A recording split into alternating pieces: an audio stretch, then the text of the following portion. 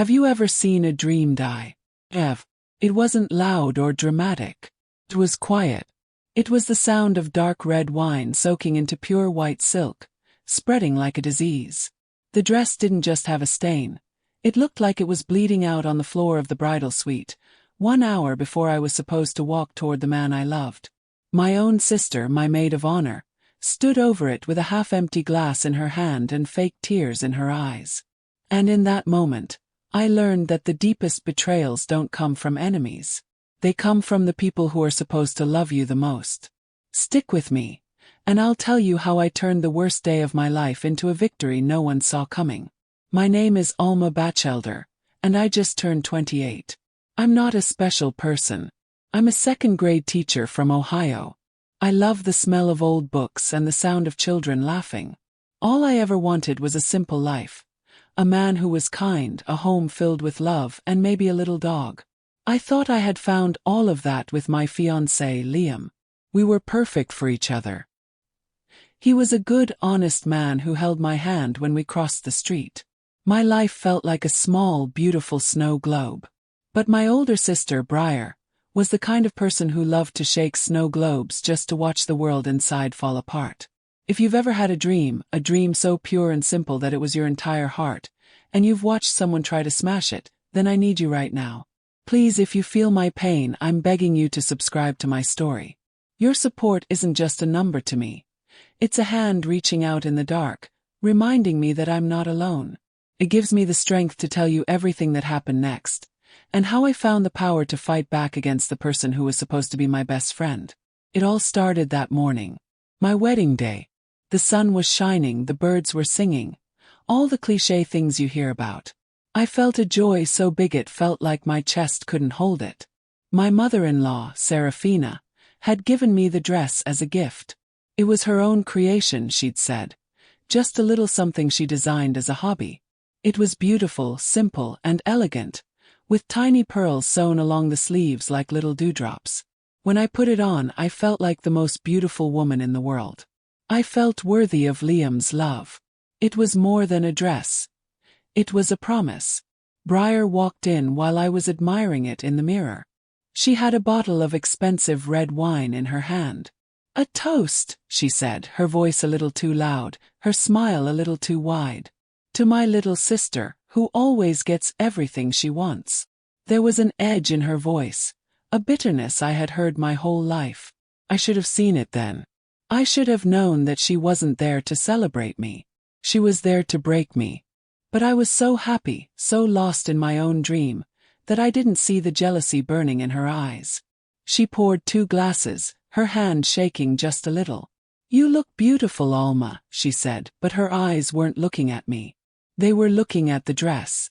She took a step closer, pretending to fix a piece of my hair. "Oops," she giggled, a fake high-pitched sound. The glass tilted. The red wine spilled. It didn't just splash on the dress. It poured down the front, from my chest to the floor, in a horrifying wave of dark crimson. Silence. The whole room just went silent. The wine soaked into the fabric instantly, turning my perfect white dream into a nightmare. Please, if you're watching this, I would love to know where you are from. Comment your city or country below. Knowing that kind hearts from all over the world are listening gives me a strange kind of comfort. Makes me feel like my story matters. And I pray with all my heart that you and your family are always protected from the kind of jealousy that ruined the most important moment of my life. May your homes always be filled with love and truth, not with secrets and lies like mine was that day. Briar started to cry. Big fake dramatic sobs. "Oh my God, Alma. I am so sorry. It was an accident. My hand slipped. But I saw it. Just for a second before the fake tears started, I saw a flicker of triumph in her eyes. A small, cruel smile. She had done it on purpose. She had waited for the perfect moment, just 1 hour before my wedding, to destroy the one thing she knew I couldn't replace. She wanted to see me fall apart. She wanted to be the center of attention, even on my wedding day, as the sister who made a terrible mistake. My own mother rushed in, saw the dress, and her face went pale. She immediately wrapped her arms around Briar.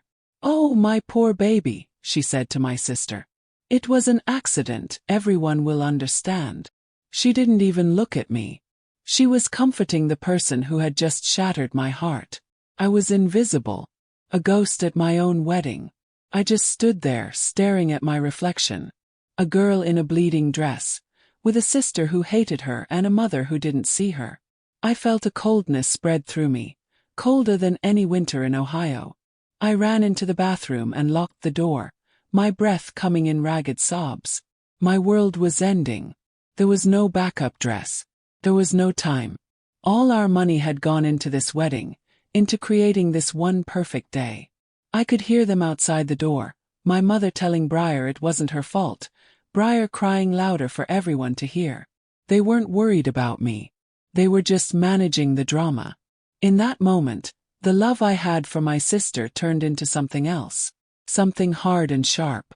It wasn't just sadness I felt anymore. It was rage. And just as I sank to the floor, convinced that my wedding was ruined, my phone buzzed. It was a text from my mother-in-law, Seraphina. It had only 7 words. Don't worry. I have a plan B. 7 words on a tiny screen. Don't worry. I have a plan B. The text message from Seraphina, my mother-in-law, glowed in the dark bathroom. Plan B. What could that even mean? My wedding was in less than an hour. My dress was a sea of red wine, and my own family was comforting the person who had destroyed it. Plan B seemed impossible, like trying to catch smoke in your hands. But it was the only hope I had. For a moment, I remembered the first time I met Seraphina. She was quiet and watched me with intelligent eyes, and when I asked what she did for a living, she just smiled and said, "I make things beautiful." I never understood what she meant until now. My phone rang, and her name flashed on the screen. I answered, my voice a broken whisper. Seraphina. Her voice was not soft or full of pity. It was strong like steel. Oma, stop crying. Your sister did this to you on purpose, and we are not going to let her win. The time for tears is over. Now is the time to be strong. Are you with me? Her words were like a splash of cold water. She wasn't asking if I was okay.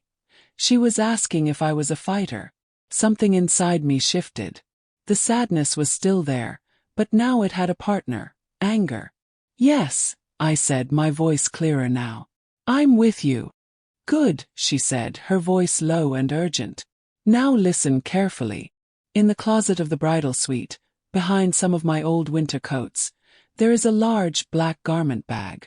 It is very important that no one sees you get it. Not your mother, and especially not Briar. Can you do that for me? A secret. A hidden bag. My heart started beating faster, not with fear, but with a strange new feeling of excitement. Why was it a secret? What had she known? This was bigger than just a ruined dress. This was a game I never knew I was a part of. As I crept out of the bathroom, my mind flashed back to when I was 10 years old. I had saved up my allowance for months to buy a beautiful porcelain doll. It was my most prized possession. One afternoon, I came home to find its face smashed on my bedroom floor. Briar was there, crying her eyes out. It was an accident, she'd sobbed to our parents. I just wanted to look at it, and it fell. They believed her. They hugged her and told her it was okay. They bought her ice cream to make her feel better, while I was left to pick up the broken pieces of my doll alone. What would you do? If you spent your whole life being told to forgive the person who kept hurting you again and again, would you keep turning the other cheek, or would you finally decide that you had no more cheeks to turn? That's where I was. I realized, standing there in my ruined wedding dress, that Briar hadn't just spilled wine. She had been smashing my porcelain dolls my entire life. And I was tired of picking up the pieces. I was done. I was not going to let her smash my wedding day. I was going to fight back. I moved silently across the room, my eyes on the closet door. My mother and Briar were huddled in a corner, whispering. Briar was still putting on a show, dabbing her eyes with a tissue. She glanced up and saw me, her face a mask of fake concern. "Oma, are you okay?" she asked sweetly. I didn't answer her. I just stared at her for a long moment, letting her see the new coldness in my eyes. I wanted her to feel it. I wanted her to know that the game had changed. Then I turned, walked to the closet, and closed the door behind me, leaving them in a confused silence. The closet was dark and smelled of cedar. Pushing past the heavy winter coats, my fingers found it. A long black garment bag, tucked away in the very back. Felt heavy, important. My hands trembled as I laid it on the floor and slowly pulled down the zipper. I think I expected to see a simple white dress, a backup similar to the first one. But I was wrong. What was inside made me gasp. It wasn't just a dress. It was a masterpiece. It was a gown made of moonlight and silver thread, with intricate beadwork that shimmered even in the dim light. It was the most beautiful thing I had ever seen. Pinned to the delicate fabric was a small, handwritten note from Seraphina. I unfolded it carefully. It read, "My dearest Alma, I am a good judge of character. I knew from the moment I met your sister that she carried darkness in her heart. I hoped I was wrong. I made this for you just in case. This is not a backup dress. This is your real dress. It is the one you deserve. Wear it with all the strength and grace you carry inside you. I am proud to call you my daughter." Tears filled my eyes again, but this time they were not tears of sorrow. They were tears of gratitude, of being seen, of being truly loved. Suddenly, a sharp knock on the closet door made me jump. "Alma, what are you doing in there?" It was Briar, her voice dripping with suspicion. "Everyone is waiting. You need to come out and tell Liam that it was an accident and that we have to postpone the wedding." Postpone. She wanted me to cancel my day, to break my own heart, just to protect her from the consequences of her actions. She really thought she had won. She thought I was in here crying over a ruined dress, completely defeated. She had no idea what was really happening. I stood up, my back straight, my decision made. The crying girl who had crumpled to the bathroom floor was gone. In her place was a woman who had just been handed a suit of armor. I looked at the magnificent gown, then at the door hiding my sister from view. Briar had started a war, but she didn't know that my side had a secret weapon. A weapon she never, ever would have expected. I pulled out my phone, my fingers flying across the screen as I sent a text back to Seraphina. I didn't ask what I should do. I asked something much more important. What's the next part of the plan? The phone in my hand buzzed almost instantly. Briar was still knocking, her voice sharp and annoyed. "Alma, open this door right now." My eyes were locked on the screen, on the new message from Seraphina. It was another short, simple command. "Put on your real dress. Then open the door. Say nothing. Just smile. Just smile." What kind of plan was that? My sister had just tried to ruin my life, and I was supposed to smile at her? Made no sense. It felt like walking into a lion's den with a flower instead of a whip. But I trusted Seraphina. The weight and beauty of the dress in my hands told me that this woman saw things other people didn't. With trembling fingers, I took off the stained, ruined dress, the symbol of my sister's hatred, and let it fall to the floor like a forgotten memory. Then I stepped into the new one. The fabric was cool against my skin, and it fit me as if it had been spun just for me. It wasn't just a dress. It felt like armor. As I zipped it up, a change happened inside me. I stood taller. The fear that had been choking me began to fade, replaced by a cold, quiet strength. I looked at myself in the small mirror on the closet wall. I barely recognized the woman staring back. Her eyes weren't red from crying anymore. They were bright with purpose. I took a deep breath, turned the handle and opened the door. Briar was standing right there, her hand raised to knock again. Her mouth was open, ready to scold me. But the words died in her throat. Her eyes went wide and her jaw dropped. She stared at the dress, her face a mixture of shock and disbelief. It was the first time in my life I had ever seen my sister completely speechless. It was a small victory, but it felt as big as a mountain. "Where?" she stammered, pointing a shaking finger at me. "Where did you get that?" Following Seraphina's instructions, I said nothing. I just looked her right in the eye and smiled. My silence was a weapon she had never seen me use before. Briar was a creature of noise and chaos. I remembered all the time she had screamed at me as a child, creating huge storms of drama until our parents gave her whatever she wanted just to make it stop. She fed on my tears and my panicked explanations. By standing there in silence, wrapped in a dress more beautiful than she could have imagined, I was starving her. I was refusing to play her game. Her face turned from shock to anger. The confusion in her eyes began to burn with that old, familiar jealousy. My smile was driving her crazy. "What is this, Alma?" she hissed, her voice low and furious. "Did you have this planned all along? Were you trying to make me look bad?" My mother rushed over, drawn by the new tension. She stopped dead when she saw me. "Alma, what are you wearing?" she gasped, looking back and forth between the magnificent dress I wore and the ruined one on the floor. "You had another dress. Why didn't you say anything?" She looked at me as if I was the one who had done something wrong, as if my secret was a greater crime than Briar's betrayal. They just didn't get it. They never would. Just as my mother was about to say more, a calm, powerful voice cut through the room. "She is wearing the dress she was always meant to wear." Seraphina stood in the doorway, her presence filling the entire suite. She wasn't angry. She was perfectly calm, which was somehow much scarier. She walked slowly into the room, her eyes fixed on Briar. "I believe you have caused enough trouble for one day," she said, her voice soft but leaving no room for argument. Briar and my mother both took a step back, silenced by the sheer force of her personality. Who was this woman? Seraphina ignored them and walked to me. She adjusted a piece of beadwork on my shoulder, her touch gentle. "It is time," she said softly. "Liam is waiting." Then she pressed a small, folded card into my palm. I glanced down at it. Written in her elegant handwriting was another instruction. "He doesn't know about this dress. When you get to the altar, just before you say your vows, I will take care of the rest."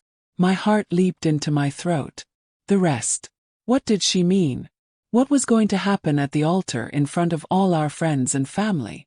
Without another word to my stunned mother or my furious sister, Seraphina guided me out of the room. We walked down the long hallway, leaving them behind in the wreckage of their failed plan. It felt like I was leaving my entire childhood behind me. I was walking away from the girl who always apologized, the girl who always made herself smaller to let her sister shine. I was walking toward my future, toward Liam, but I was also walking into a complete unknown. The wedding I had planned was gone. Something new and terrifying and thrilling was about to begin. As we approached the main hall, guests in the hallway saw me. I heard their whispers, their sharp intakes of breath. "Is that Alma? I heard her dress was ruined. Look at her. She's glowing." The rumors of the disaster had clearly spread, but now they were being replaced by a new story, a story of mystery and beauty. I could feel their eyes on me, all these people who thought they knew me, who thought they were coming to a simple wedding. They had no idea what they were about to witness. I was a stranger to them now, and even to myself. We reached the grand wooden doors that led to the ceremony. I could hear the soft music playing inside. On the other side of those doors, my new life was waiting. My hand tightened around the secret note in my palm. My heart was a drum beating against my ribs. This wasn't just a walk down the aisle anymore. It was a declaration of war. Seraphina stopped, turned to me, and gave my hand a gentle squeeze. She leaned in close, her lips brushing my ear, and whispered 8 final words. The doors began to open, and her words echoed in my head, changing everything. The grand doors swung open, and the soft melody of the wedding march filled the air. In that single moment, as every head in the room turned to face me, Seraphina leaned in and whispered the 8 words that changed my life forever. "Your mother-in-law is Seraphina Monet, the designer." The name hit me like a lightning strike. Seraphina Monet. I had seen that name before, stitched into the collars of dresses in magazines, dresses that cost more than my house. She wasn't just a designer, she was a legend, a quiet, world-famous artist who never showed her face in public. And she was my mother-in-law. The dress I was wearing wasn't just a dress. It was a priceless work of art. I took my first step down the aisle, and I was no longer Alma Batchelder, the shy schoolteacher from Ohio. I was a woman wearing armor made by a queen. A quiet hush fell over the guests. The whispers I'd heard in the hall turned into silent, open-mouthed awe. They didn't know the name of the designer, not yet, but they knew they were looking at something special. They saw a woman who was supposed to be broken, who was supposed to be hiding in tears, gliding toward her future like nothing in the world could ever hurt her again. And for the first time I felt it was true. Then I saw Liam. He was standing at the altar, looking handsome in his suit, but his face was pale with shock. As I got closer, I saw that his eyes were filled with tears. He had surely heard the rumors about the ruined dress and must have been sick with worry. Now, seeing me in this radiant gown, he looked completely overwhelmed. He didn't see a dress. He saw me. He saw the woman he loved, looking stronger and more beautiful than he had ever seen before. His look of pure, unconditional love was the only thing that kept my feet moving forward. I risked a quick glance at the front row. My mother and Briar had found their seats. My mother looked pale and confused, her eyes darting between me and Seraphina, who was now seated calmly. But Briar looked like she had swallowed poison. Her face was a storm of jealousy and rage. She was staring at the dress, her mind probably racing, trying to understand what was happening. She knew I could never afford something like this. She knew this kind of beauty was out of my reach. For the first time, I saw a flicker of fear in my sister's eyes. She knew she had lost control. Every step down that aisle felt like a step into a new life. The knowledge of who Seraphina was replayed in my mind. Her quiet confidence, her hobby, her secret plan, it all made sense now. Briar hadn't just spilled wine on a dress. She had tried to destroy a Seraphina Monet original. The crime was so much bigger than she could ever imagine. The revenge Seraphina had planned wasn't just about making my sister feel bad.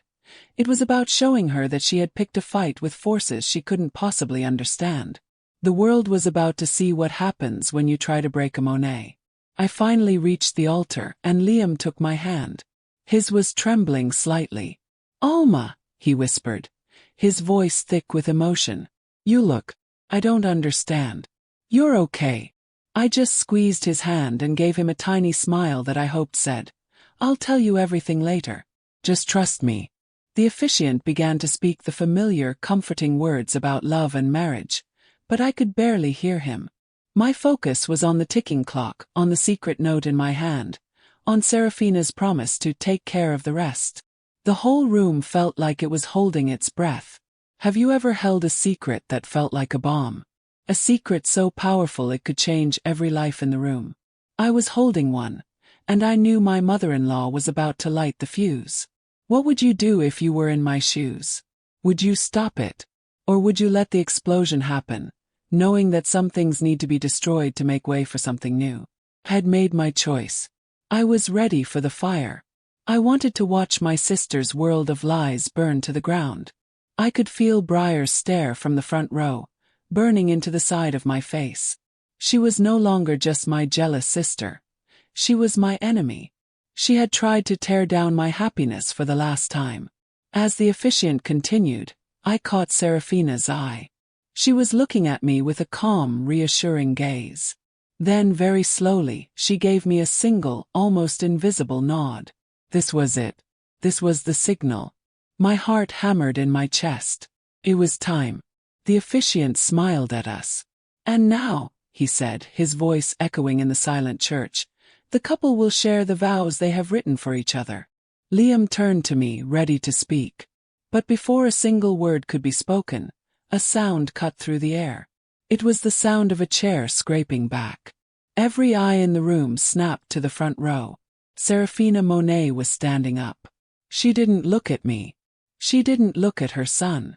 She turned her head slowly and looked directly at my sister. The gentle, quiet mother-in-law was gone. The woman standing there now was powerful, imposing, and her eyes were filled with ice. A collective gasp went through the crowd. The music stopped. The ceremony came to a dead halt. And Seraphina opened her mouth to speak, her first word hanging in the air like a death sentence. Briar. That was the first word Seraphina said. It wasn't loud, but it cut through the silent church like a shard of glass. Every guest, every friend, every family member was frozen, their eyes locked on the scene unfolding at the front. My sister, Briar, looked like a trapped animal. Her face, which had been twisted with anger just moments before, was now pale with fear. She stared at the elegant, powerful woman who had called her out. She knew, in that instant, that this was not a fight she was prepared for. The hunter had just become the hunted, and everyone was watching. Seraphina's voice remained calm, but it carried to every corner of the room. 1 hour ago, she said, speaking directly to Briar but loud enough for all to hear, you walked into the bridal suite, holding a glass of red wine. You stood next to your sister, Alma, and you deliberately poured that wine all over her wedding dress. A wave of shocked gasps swept through the pews. It was one thing to hear a rumor of an accident. It was another to hear it called a deliberate attack in the middle of the wedding ceremony. The accusation was hanging in the air, terrible and real. No, Briar cried out, finding her voice. It was shaky and high-pitched. It was an accident. I tripped. I would never do that. Alma, please tell them. She turned to me, her eyes begging. This was the moment she always used to win. She would create a mess and then cry, and I would be forced to clean it up, to smooth things over, to protect her. But I didn't move. I didn't speak. I just stood by Liam's side, my hand in his, and looked at her with cold, empty eyes. My silence was my answer. And it was the answer that finally broke her. Seraphina took a step forward.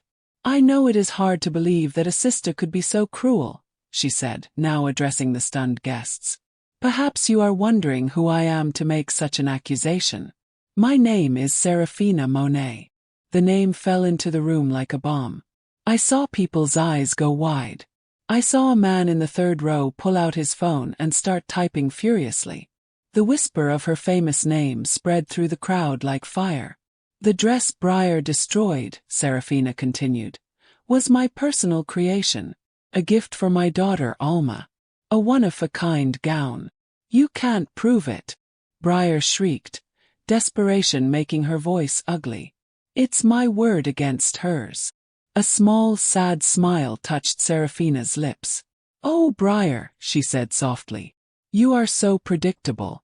You see, I have learned that people who are full of jealousy are often not very clever. You were so focused on the dress that you didn't notice the small security camera I had placed on the mantelpiece. I wanted to capture the look on Alma's face when she saw her gift. Instead, Seraphina's voice became hard as diamond. I captured you. Checkmate. The whole room seemed to lean in, waiting for the final blow. Briar's face completely crumbled. The lies, the anger, the jealousy, it all melted away, leaving behind the terrified, hollow person she truly was. My mother stood up, her face streaked with tears. Please, she begged, looking at Seraphina. Please don't do this. She's my daughter. It's a family matter. Seraphina's gaze shifted to my mother, and it was filled with a chilling pity. You are right, it is a family matter, she said. And as the head of Alma's new family, I am handling it. You failed to protect your daughter. I will not. Then Seraphina delivered the final judgment. Briar, you will leave this church now. Your role in this wedding is over, she commanded. But your consequences are just beginning. The gown you so casually destroyed was valued at $250,000. My legal team will be sending you the bill. You wanted to ruin this day for your sister. Instead, you have ruined your own life. You will pay for every thread you stained. The amount of money was so huge, so impossible, that it seemed to take the breath from everyone in the room, especially Briar. Liam, who had been standing beside me like a stone statue, finally moved. He put a protective arm around my waist and faced my sister. His voice was low, but it held all the anger he had been holding back. Get out, he said. It was a simple command, but it held the weight of a final goodbye. He was choosing me. He was choosing our new family. The lines had been drawn, and Briar was on the other side, alone. She looked from Liam to me, her eyes finally understanding that she had lost everything. Completely defeated, Briar stumbled back. She gave me one last look, a look of pure hatred, before turning and practically running down the aisle. My mother, sobbing, hesitated for a moment, then chased after her. The heavy church doors banged shut behind them, leaving a deafening silence in their place. The drama was over. The poison had been removed. The entire church sat motionless, staring at us at the altar, unsure of what to do next. My wedding had been stopped, my family had been broken, and my enemy had been vanquished. The poor officiant cleared his throat, looking between me, Liam, and Seraphina, who had calmly taken her seat again. "Well," he said nervously. Shall we continue with the vows?" Liam turned to me, his eyes full of love and 1,000 questions. He would support any choice I made. Could say yes. I could finish the ceremony and marry the man I loved. But as I looked at his hopeful face, I realized the plan wasn't quite finished yet. There was one more thing that needed to be done. I shook my head slowly. "Not yet," I said, my voice clear and strong. "First, we need to make a phone call." Liam stared at me, his face a mask of loving confusion. "A phone call," he whispered, his voice so low only I could hear it. "Alma, who do we need to call right now?" Behind him, the officiant shifted uncomfortably, and I could feel the eyes of all our guests on us. The silence in the church was huge, a deep quiet left behind by the storm of Briar's exit. It was my turn to speak, my turn to either fix the broken moment or shatter it completely. I chose to build something new from the pieces. I wasn't just a bride anymore. I was the architect of my own life, and I had one more foundation to check before I could build my future. I squeezed Liam's hand and turned to face our guests. My voice didn't shake. "Before I can give my future to the man I love," I said, speaking to everyone, "I need to rescue a piece of my past." I looked at Seraphina, who was watching me with an intensity that told me she understood. She knew this wasn't about revenge anymore. This was about healing. There is one person who should be here today, the one person who always protected me. My grandmother. My mother told me she was too sick to travel. But I don't think that's the truth. A new mystery hung in the air, a question bigger than a ruined dress. My grandmother, Eleanor, was my father's mother. After he passed away, she was my only shield against Briar's cruelty and my mother's blindness. She was a strong, sharp woman who saw everything. A year ago, my mother moved her into a nursing home far away, saying it was for her own good. She said Grandma was getting confused, that her health was failing. She limited our calls, saying it tired her out. Now, in the clear, cold light of my sister's betrayal, all those excuses felt like what they truly were: lies. They hadn't just moved her. They had hidden her. I walked to the front pew and held out my hand to Seraphina. "May I borrow your phone?" "Yes." She handed it to me without a word, her eyes filled with a deep maternal pride. I then turned to the shocked officiant. "Sir, with your permission, I need to use the church's sound system. I think it is very important that everyone hears this call." He was too stunned to argue and simply nodded. A moment later, a groomsman helped connect the phone, and the small electronic beep of the dial tone echoed strangely through the old sacred hall. The whole world was watching me now. I dialed the number for the nursing home, my heart pounding a steady rhythm of fear and hope. The phone rang 3 times before a tired-sounding woman answered. "Oakwood Retirement Villa, how can I help you?" Took a breath. "Hello, I'd like to speak to Eleanor Batchelder, please." The woman paused. "I'm sorry, but Eleanor is on a restricted call list. Family only by her daughter's request." My blood ran cold. My mother had cut her off from the world. "I am her granddaughter," I said, my voice rising. "It's my wedding day. Please. It's an emergency." As the nurse put me on a crackly hold, My mind flashed back to a sunny afternoon in my grandmother's garden. I was 12, crying because Briar had told everyone at school a secret I'd told her. My grandmother knelt down, wiped my tears with her rough, gentle hands and said, "Alma, my little star, never let anyone dull your sparkle. Some people are like black holes. They can't create any light, so they try to swallow yours. Don't you ever let them." Her words were a life raft, and I had been clinging to them ever since. The whole music stopped. The whole church leaned in as a new voice came on the line. It was weak, fragile, and as familiar as my own heartbeat. "Hello," she said, her voice full of sleep. "Grandma." I choked out, tears instantly filling my eyes. "It's Alma." There was a pause, and then her voice came back, stronger now, filled with a joy that reached through the phone and wrapped around my heart. "Alma, my little star. Is it really you? What's wrong?" The sound of her voice, so full of love, was the most beautiful thing I had ever heard. Tears were streaming down my face, but I was smiling. Liam moved to my side and put his arm around me, lending me his strength. "Nothing is wrong, Grandma," I said into the phone, my voice echoing through the church. "Everything is finally right. I'm getting married. Today." I heard her sharp intake of breath. "Today. But your mother. Your mother told me the wedding wasn't until next month. She said you were too busy with the planning to talk." Oh, my dear girl, what has she done? And there it was, the final, deepest betrayal. It wasn't just a dress. It wasn't just years of jealousy. It was a calculated, cruel plan to isolate me from the only person in my family who truly loved and protected me. They had lied to her. They had lied to me. They had tried to erase her from my life, probably to control her money, her pension, her very existence. They had put her in a cage and told her the world outside had forgotten her. The rage I felt was so pure, so clean, it burned away all my sadness. I looked at Liam. I looked at Seraphina. I saw the same fire in their eyes. The wedding ceremony, the guests, the flowers, none of it mattered anymore. There was only one thing that mattered. My grandmother was alone in a place she didn't belong, and I was the only one who could get her out. My vows to Liam could wait. My first vow had to be to her. I held the phone tight, my knuckles white.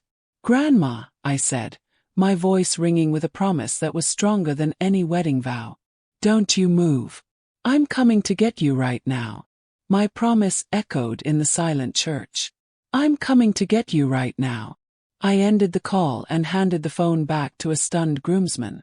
The entire room, filled with 100 guests, felt like it was holding its breath, waiting to see what I would do next. Was this the end of the wedding? Was I a runaway bride? I looked at Liam, my heart in my throat, suddenly afraid that I had asked too much of him. But he wasn't confused or angry. His eyes were clear and fiercely proud. He took my hand, turned to the bewildered officiant and said, "Sir, my fiancé has an important promise to keep. We'll have to finish this later." And just like that it was decided. We were a team. This was our first mission. The guests erupted into a sea of confused whispers. What was happening? Was the wedding off? Then Seraphina stood up once more, a figure of absolute command in the chaotic room. "Everyone," she announced, her voice cutting through the noise. "There is a family matter that requires my son and Alma's immediate attention. The wedding is not cancelled. Think of this as an intermission. Please go to the reception hall. Enjoy the food, the music, and the drinks. My family will be back to finish the ceremony." Her words were a promise, turning a moment of chaos into a moment of suspense. She gave the guests a story to be a part of, not just to watch. She was a master storyteller, and this was now her stage. Then she looked at Liam and me. "Go," she said. "I will handle things here and meet you there." Liam nodded, and we turned to leave. We walked back down the same aisle we had just walked minutes before.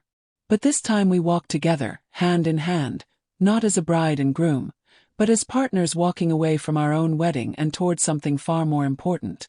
The fresh air outside was a relief after the tension of the church.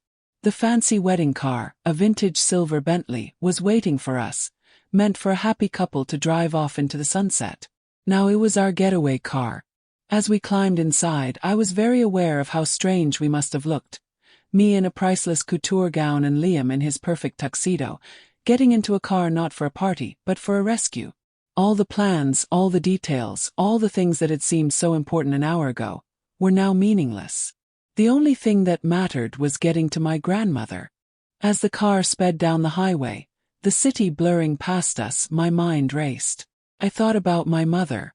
I tried to find some sadness, some love for her in my heart, but all I could feel was a cold emptiness. I remembered being a little girl, showing her a drawing I'd made. She glanced at it and said, "That's nice, dear." But then Briar had run in, crying about a scraped knee, and my mother had dropped everything to fuss over her. My whole life I had been the nice, dear, quiet one. The one who didn't make trouble. I see now that she didn't see my quietness as peace. She saw it as an opportunity to ignore me. Suddenly, Liam's phone buzzed violently. He looked at the screen and his face hardened. It was a text from my mother, sent to his phone because she knew I wouldn't answer. He read it aloud. "Liam, your bride is having a mental breakdown and humiliating our families. If you love her, you will stop this madness right now. Do not let her go to that nursing home." She wasn't just trying to control me. She was trying to turn my own fiancé against me, to paint me as crazy and unstable. It was the same tactic she and Briar had always used. But Liam didn't hesitate. He simply typed a reply with his thumb and pressed send. "What did you say?" I asked. He looked at me, his eyes full of a protective fire I had never seen before. I told her that the only madness I see is how she has treated her own daughter and mother. And that I am not just my bride's husband. I am her partner. And our family is going to get our grandmother. His words were a vow, stronger and more real than any he could have said at the altar. He had chosen his side. He had chosen me. What would you do if you discovered the people you were supposed to trust most were actually your secret enemies? It's a feeling that turns your whole world upside down. But in that car, with the man I loved beside me, I didn't feel broken. Felt powerful. All the fear I had lived with my whole life, the fear of not being good enough, of making Briar angry, of disappointing my mother, was gone. In its place was a new, hard certainty. Had a mission. Had a partner. And for the first time I was fighting back. Just then, Seraphina called. "I'm right behind you," she said. "But I just got off the phone with my lawyer. He called the nursing home. The staff has been given a direct order by your mother not to allow any visitors for your grandmother. They are blocking us." My heart sank. Of course. My mother and Briar were already on the move. They were trying to build a wall around my grandmother, to lock her away before we could get to her. It was a race now. A race to see if love and truth could move faster than jealousy and lies. We sped around the final corner and saw the Oakwood retirement villa. It was a large, cold-looking brick building that looked more like a prison than a home. And sitting right by the front curb, its engine still running, was a familiar blue sedan. It was my sister Briar's car. They had gotten here first. My blood ran cold. I looked at Liam, my eyes wide with fear. We weren't just here to pick someone up. We were walking into a trap. The sight of Briar's car should have filled me with dread, but it didn't. It filled me with fire. All my life, I had run from her storms. Now I was going to walk right into the center of the hurricane and become the storm myself. Liam took my hand, his grip firm and steady. Seraphina's car pulled in silently behind us. The three of us got out. The groom, the bride in her magnificent dress, and the Queen Mother. We were a strange army, but we were united. We walked toward the glass doors of the nursing home, not to start a fight, but to end one forever. The lobby smelled of disinfectant and quiet sadness. And there they were. My mother and Briar, standing beside a desk, speaking to a stern-looking woman with a name tag that read Davises. My mother saw us first, and her face went tight with anger. "Alma, I told you not to come," she said, stepping in front of me like a barrier. You are having a hysterical episode and you are upsetting everyone. Your grandmother is not well. You need to leave. She was playing her last card, trying to paint me as the crazy one in front of a stranger. For a moment, the old Alma, the scared little girl inside me, wanted to shrink back. But that girl was gone. I looked my mother in the eye, my voice as cold and clear as ice. I am not hysterical, I said. I am angry. And I am done being quiet. We are here to see my grandmother, and we will not leave this building without her. My words were a declaration, a line drawn in the sand. I saw a flicker of shock on my mother's face.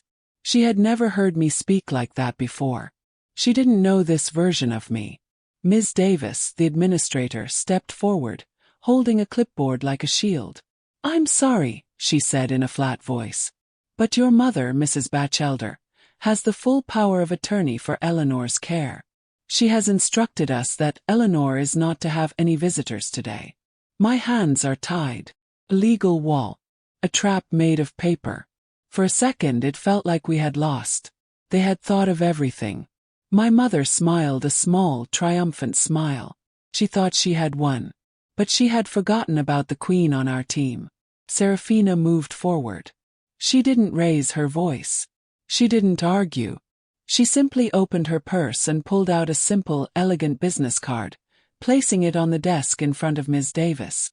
My name is Seraphina Monet, she said quietly.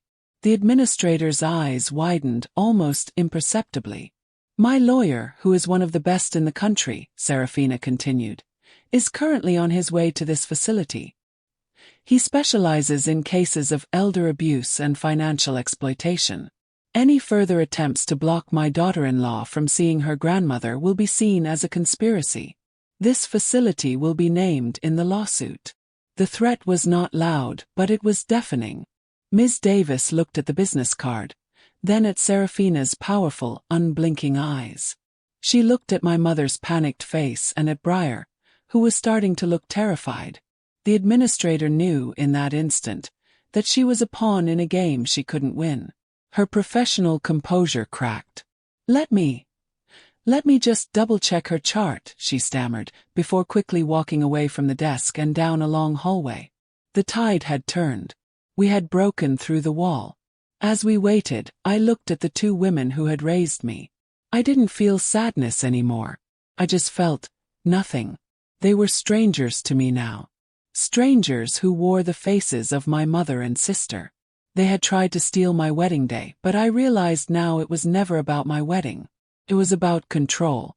They wanted to control my happiness, my past, and my future. And they had tried to use my sweet grandmother, the one person I thought was safe, as a pawn in their cruel game. Suddenly, Briar made a desperate move. Seeing that she was about to lose, she bolted. I'll go check on her, she yelled, running down the hallway Ms. Davis had disappeared down. She was trying to get to my grandmother first. To lie to her, to scare her, to coach her on what to say. Oh no you don't, Liam said, and we ran after her. A ridiculous parade of a bride in a gown and a groom in a tux chasing a hateful bridesmaid down the sterile corridors of a nursing home. We were done letting her get there first. We reached the end of the hall, room 21B. The door was slightly open. Briar was already inside, her back to us. We pushed our way in. The room was small and grey, with a single window looking out onto a sad, empty courtyard. And there, sitting in a worn-out armchair, was my grandmother. She looked smaller, frielier than I remembered, but her eyes were still the same, bright and intelligent. Her face lit up when she saw me. Alma! She cried out, her voice filled with love. But then I saw what was on the table in front of her. My grandmother was holding a pen, her hand trembling just above a stack of official-looking papers. Briar had been standing over her, pointing at a line, her voice a sweet poison.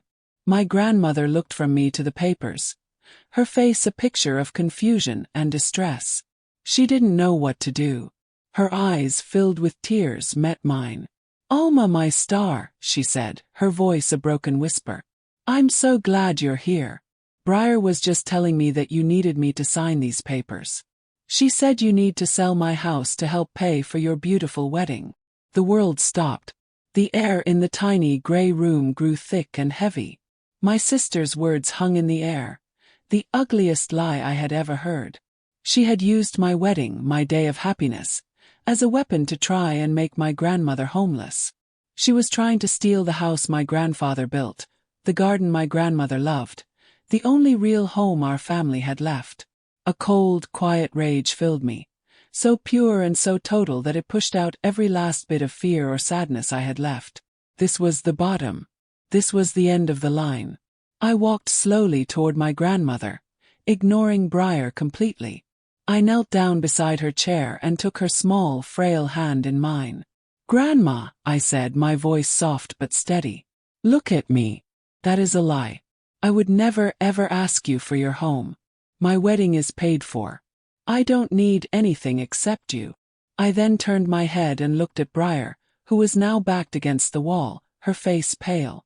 "You are a thief and a liar," I said, my voice dangerously quiet. "You tried to steal from an old woman and you used my name to do it." Just then my mother rushed into the room, her face flushed. "What's going on?" "Eleanor, it's all a misunderstanding. We were just helping you get your finances organized," she said, her voice a little too loud, a little too fake. But my grandmother, seeing me, seeing Liam standing behind me like a guard, found her own strength. She looked at my mother, her eyes sharp and clear. "You have been after my house since the day my son died," she said, her voice surprisingly strong. "You thought I was too old and stupid to see it. You were wrong." My mother and Briar were speechless. They had lost. They had been exposed by the very woman they thought was a helpless victim. I stood up and picked up the papers from the table. It was worse than I thought. It wasn't just about the house. The papers would give my mother full control over my grandmother's pension, her savings, everything. It was a paper cage they were tricking her into building for herself. They were trying to steal not just her past, but her future as well. The greed was so ugly it made me feel sick. Suddenly, Seraphina was at the door, with the nervous Ms. Davis right behind her. Seraphina didn't even look at my mother or Briar. She spoke directly to the administrator. "Ms. Davis," she said in a calm, businesslike tone, "we will be discharging Eleanor Batchelder from your care, effective immediately. It is clear that her current power of attorney is being used for criminal purposes.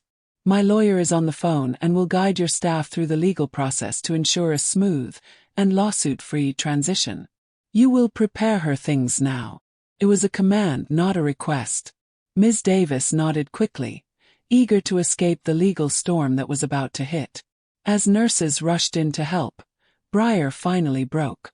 The last of her composure shattered, and the ugly truth came pouring out. "It's not fair," she shrieked, pointing at me, tears of rage streaming down her face. "You always get everything. The perfect life, the perfect man, the famous mother-in-law, and that stupid perfect dress. I deserved something. I deserved that house." Her words were a confession, an admission of a lifetime of bitter jealousy. Have you ever seen someone show you their true, ugly soul? The kind of ugliness that can't be hidden anymore? That was my sister in that moment. A person so empty inside she had to steal from everyone around her just to feel something. I didn't hate her. I didn't feel anything for her at all. I looked at her, then I looked at the papers in my hand, the contract for her greed, the last weapon she had. And with my grandmother watching, I ripped them in half. Then I ripped them in half again and again, letting the little white pieces flutter to the ground like dead leaves. Liam went to my grandmother's side and gently helped her to her feet, wrapping his suit jacket around her frail shoulders. The nurses quickly packed a small bag. Seraphina handled the paperwork. It was all happening so fast. We were a team. A new family, formed in a crisis, built on truth and love. I took my grandmother's other arm and together, the three of us walked out of that sad gray room, leaving my mother and my sister standing in the ruins of their own making. We didn't say goodbye. There was nothing left to say. We walked out of the nursing home and into the bright afternoon sun. I had walked into that building a bride on a rescue mission. I was walking out a daughter, a protector, a woman who had finally found her voice. We helped my grandmother into the back of the Bentley, bundling her up in a warm blanket Liam had found in the trunk. She was safe. She was free. The war was over and we had won. The car pulled away, leaving the nursing home, my mother, and my sister behind us in the past. The car was quiet for a long time as we drove, the only sound the soft hum of the engine. My grandmother held my hand tightly, her head resting on my shoulder. I could feel the tension leaving her body. I felt it leaving mine too. We were all exhausted, but we were together. After a few minutes, my grandmother sat up a little straighter. She looked at me in my incredible dress, then at Liam in his handsome tuxedo. A small, mischievous smile played on her lips, and the old sparkle was back in her eyes. "Well," she said, her voice full of love, "this has been quite a day. So, are we going to a wedding or not?" I looked at my grandmother's hopeful face, then at Liam's loving one. The wedding we had planned, with its 100 guests and fancy dinner, felt like a dream from another life. It wasn't our story anymore. Liam saw the question in my eyes and seemed to understand everything. He leaned in and whispered, "What if we go home?" He didn't mean my old home. He meant hers. I smiled, a real happy smile. "Yes, Grandma," I said, my voice full of a joy I had never felt before. "We are going to a wedding. We're going to our wedding." We didn't go back to the church. We drove straight to my grandmother's house, the very home we had just saved. In the golden light of the setting sun, we stood in her beautiful garden, surrounded by roses. Our only guests were the two women who had fought for us, my strong, brave grandmother and my fierce, wise mother-in-law, Seraphina. Liam and I said our vows right there, not with fancy words, but with simple promises from our hearts. I learned that day that a perfect wedding isn't about a perfect dress. It's about the family you choose and the love you fight to protect. My story started with an act of hate, but it ended with a family reborn. If you believe that truth is stronger than lies and that we all have the power to rewrite our own endings, please, from the bottom of my heart, like this video and share it with someone who needs to feel strong today. Your support means the world to me. And please subscribe to our channel and join our family, because our story, the story of what happened next, is just beginning.